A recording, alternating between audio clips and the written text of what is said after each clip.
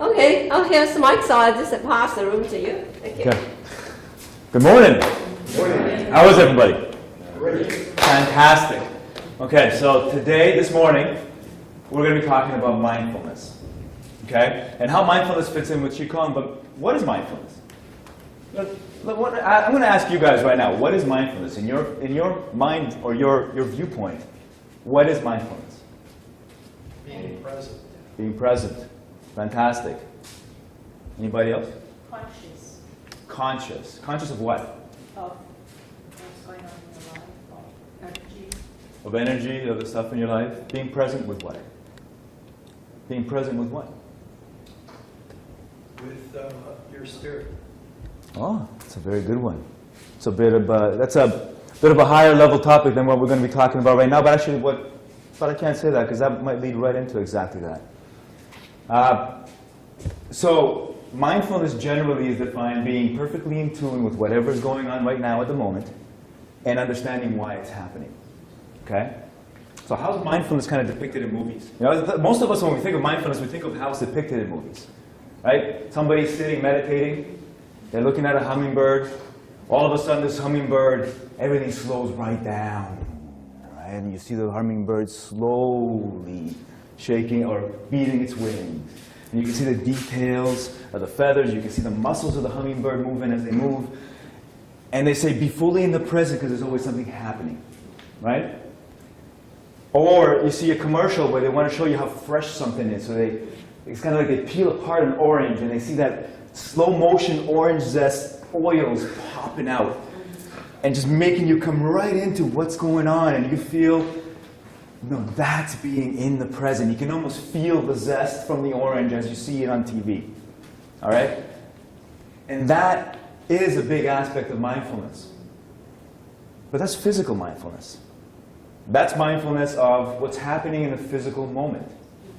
And we all, because we've all done Qigong, we all understand generally what that means when you do Qigong. You're mindful of the energy. You're mindful of how you collect. And when you first learn Qigong, you're mindful of how to sensitize yourself to energy in your hands, to the energy around you. Eventually you learn how to sensitize yourself to the energy inside you, the energy that's happening and that's flowing through. But there's a different kind of mindfulness that throughout this whole weekend we've all touched on. Every presenter's touched on it. Master Teresa this morning has done even more to touch on. That's internal mindfulness from an emotional perspective. So when we talk about Qigong, we've all heard through everybody, and we all understand that our mind and our body is connected. They're one. There's no real place where your mind ends, your brain ends, and your body starts. Your brain is physically in your skull, connected through the spinal cord, through the body. From the spinal cord comes the nerves, all the way to the very little fingertips that you have. So there's no separation from mind and body. Right? So we understand that, and that's internally very important. But emotions affect us as well, and we know that because, again, our mind feels emotion, our mind registers emotion, and then it happens and it manifests in our body. Okay?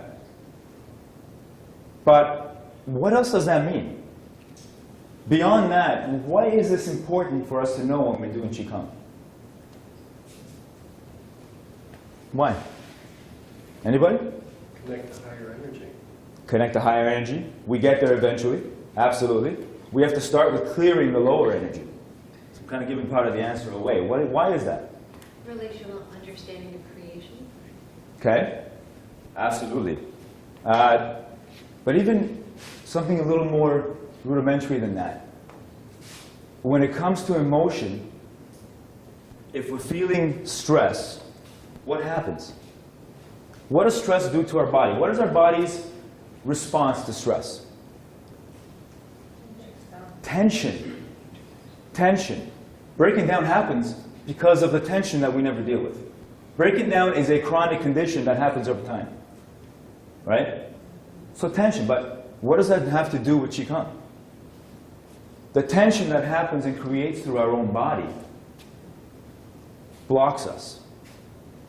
Tension is our body's defense mechanism. It is that animal part of us that reacts before we even realize it's reacting until we train ourselves to get ahead of it.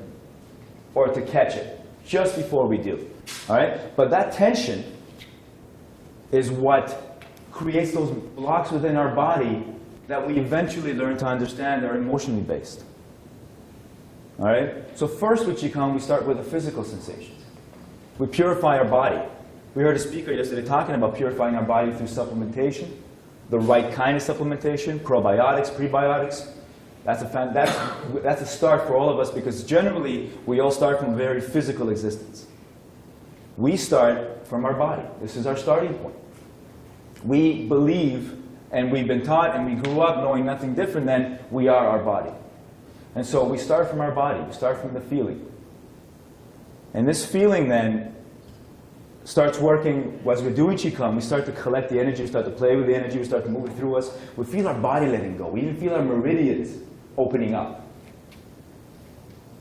But then we hit blockages that no matter how much qi we force into it or we try to make it flow into it, it's hard to open up. We are using a physical approach to something that's emotional.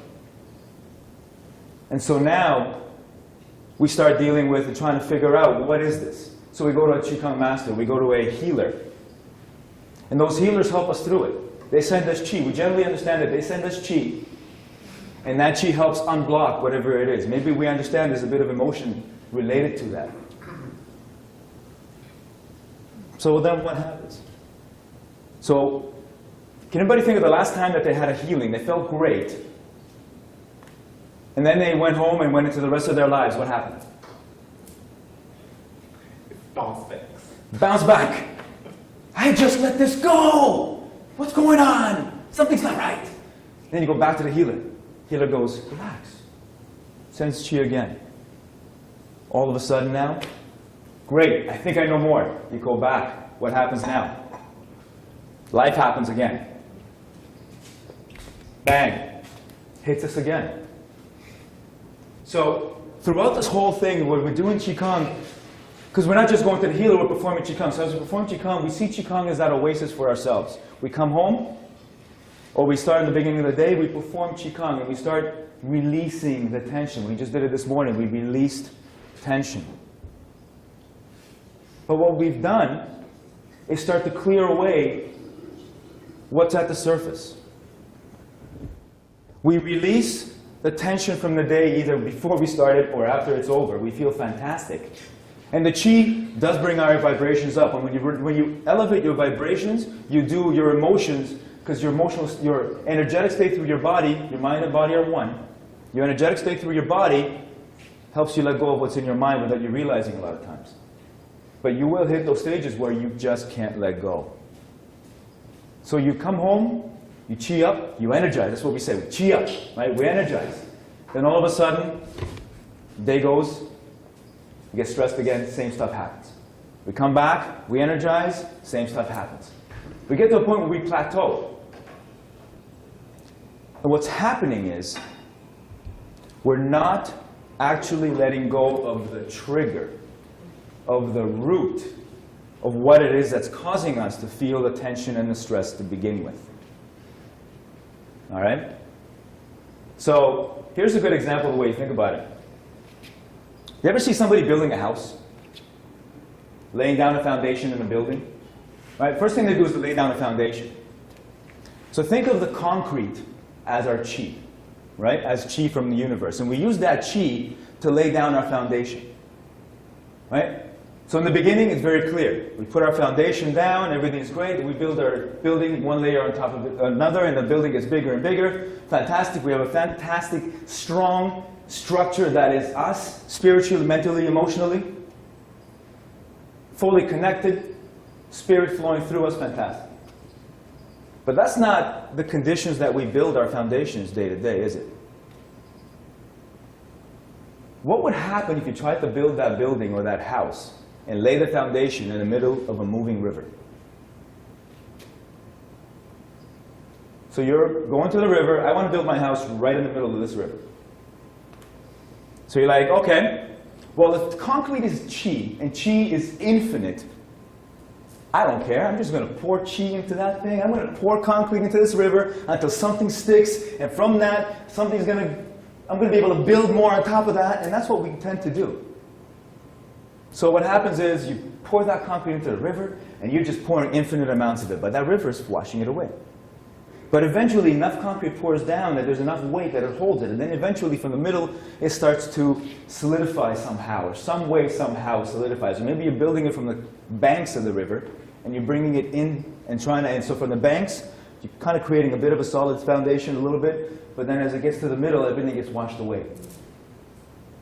Eventually, you kind of get the idea. You struggle with it, you pour the concrete, it solidifies in certain spots, river comes down, and you start to try to wash it away, then you come over here, you try to build it over here, come over here, you try to pour more concrete, everything just kind of gets washed away, or eventually it builds. But how much struggle is that? So, that metaphor, that analogy, the concrete is a chi, and the river is not life. The river is not life. The river is how you personally react to life. Right? Because what's the first excuse we use about how we're not making changes in our lives? What's the first excuse? If this hadn't been done to me, if this person didn't say this, I wouldn't have gotten angry, which caused stress, which caused me to yell at my mother or my wife or something else, which caused a bad relationship with somebody, which now I have to fix. It's all their fault. Well, folks, true empowerment is realizing that the only fault, the only thing that's at fault, it's not them. They are not the reason that you are angry. It is your fault that you are angry. And so, some people might get a little bit angry at the fact that I just said that. But when you really start to explore it, we tend to live our lives in a victim situation. And what happens when you always blame somebody else or some other circumstance for what's happening to you right now? What happens? No progress. No progress. You give your power away. Because you're saying, I'm a victim of the circumstance that's happening to me right now. You give that power away. So what's happening is your reaction to life is washing away your concrete, your foundation. So think about it. Think of how empowering it is to know that it is you that is causing the issue to yourself. Right? A baby's crying in a restaurant. Some people get angry. Some people feel a feeling of love. Oh my God, that baby. I just want to go over there and hug that baby and make him more comfortable. And some people don't even react. Why is it that we have all these different reactions with different people? It's because of the way they perceive the input that just happened. And the perception of that input is because of the trigger that's inside them. And until they start addressing, and we start addressing these triggers, not the surface reactions, but the triggers, will never be clear enough to not allow these events in life to take away our energy and our chi. We can do Qigong as much as we want, but if we don't also apply emotional mindfulness to understand what it is that's truly triggering us through the layers, as it's happening or throughout the day, we will never get to the root of why we are continuously wasting and losing our own chi. It is us that need to discover what's going within us and clear that away. Okay? And there's different ways to do that. There's healing modalities that help you with that. But the point is you have to be aware enough on a day-to-day to understand that it is you that is giving away your energy and that you have the power and to do something about it. Mindfulness from an emotional perspective. So Qigong, mindfulness alone will not give you a higher state of Qi. Qigong is very crucial and is the key for that. But applying mindfulness day to day is what's going to help you get there faster. And really help you tune in and let go of those tensions that are actually psychological in your body. And that's a whole topic all on its own. Okay? So thank you.